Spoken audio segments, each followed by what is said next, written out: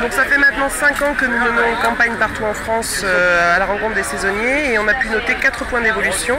Tout d'abord, la physionomie de l'emploi saisonnier a fortement évolué. Avant, c'était surtout des jeunes qui se faisaient une première expérience de travail et de sous. Aujourd'hui, ils travaillent pour subvenir à leurs besoins et également pour payer leurs études. Vous retrouvez de plus en plus en emploi saisonnier également des retraités qui complètent leur pension, des salariés seniors licenciés après 50 ans qui n'arrivent pas à retrouver un emploi stable et qui s'inscrivent aussi dans l'emploi saisonnier. Des jeunes femmes qui subissent pas mal de périodes d'inactivité forcée et qui, dès qu'elles ont un contrat même précaire, l'acceptent. Beaucoup de migrants et beaucoup de chômeurs longue durée.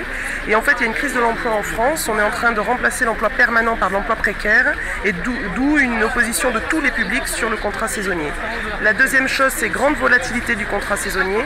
Ça peut être 2 heures guide à la vacation au Mont-Saint-Michel et pour les plus privilégiés, on va dire, des contrats de 6 à 8 mois, notamment dans les CCS, centres communaux d'action sociale, d'EDF, où là il y a des chartes de la saisonnalité qui sont signées, des reconductions de contrats.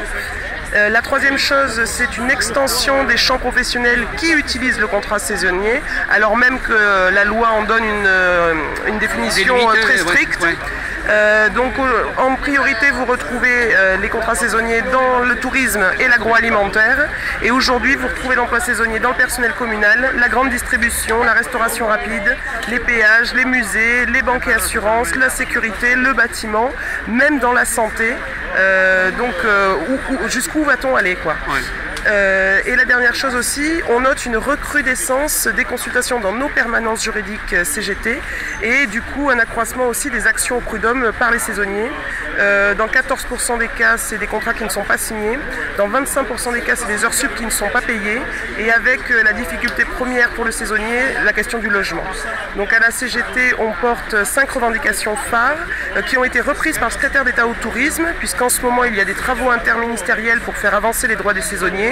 Et nous portons le versement de la prime de précarité, de fin de contrat, un droit au logement, un droit à la formation, des reconductions de contrats pour les saisonniers qui le souhaitent et également augmenter les moyens donnés à l'inspection du travail pour lutter contre le travail non déclaré et le non-respect des droits des saisonniers.